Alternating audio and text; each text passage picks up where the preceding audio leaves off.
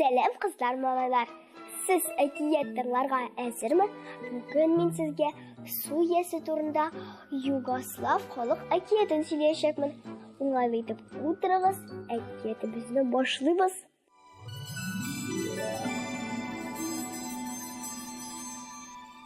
Яшәгән ди бер малай.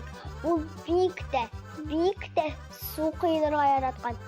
Әтисе, әнисе сүзен тыңламыйча, теләсә кайсы вакытта су коенып йөргән. Әти, әнисе сүзен тыңламыйча, көне буе судан чыкмыйча ята икән. Көннәрдән бер көнне ул ташы вакытында елга буена килгән дә шишенеп суга чумган. Чуму булган агым аны үзе белән алып та киткән. Куллары, аяклары белән шәбәләнгән. Шул хәтле каты итеп кычкырган. Хәтта су төбендәге су иясе дә ишетеп алган аны. Су иясе үз патшалыгына сораусыз кергән кунакларны яратмаган. Хәтта батыра торган булган. Ләкин бу малайны никтер бик кызганган, чөнки су иясе үз иксез-чиксез патшалыгында ялгыз гына яшәүдән туйган булган. Шунлыктан малайны үз янына алырга булган. Ул аны үз шәһәренә алып килеп, бәллүр бүлмәдә, бәллүр караватка салып йоклаткан. Уянып киткәч, малай шак катып калган.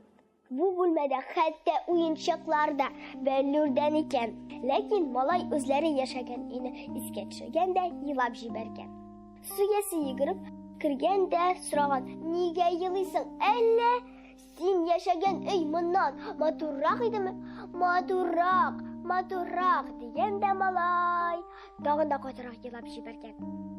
Су иясе аны нишләтеп кенә ятып карамаган.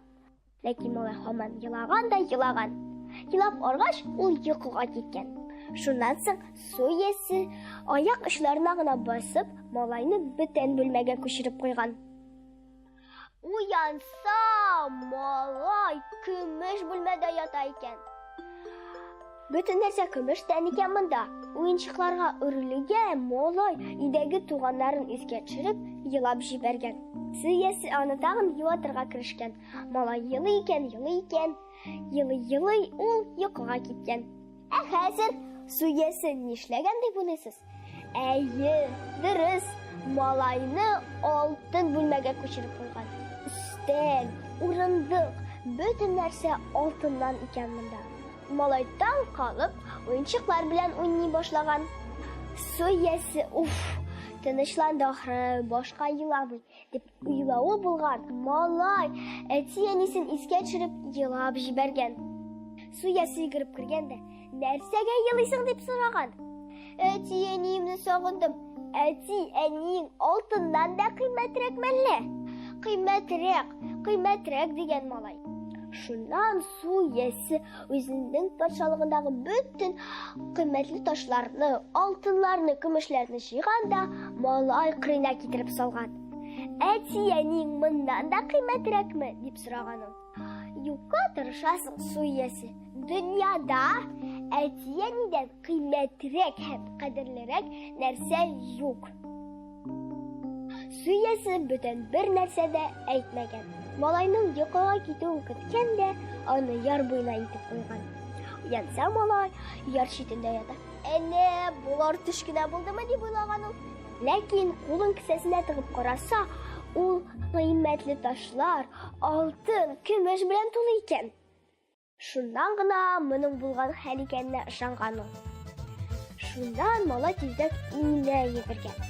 Бүтән туганнары, әти-әнисе кайгырып утыралар икән. Аны күрүгә алар бик шатланганнар. Шул көннән булар гаиләсендә бәхетле тормыш башлаган. Хәзер инде малай теләсә кайсы вакытта, теләсә кайсы җирдә су коенып йөрми икән. Дуслар, сез әти-әниләрегезне тыңлыйсызмы?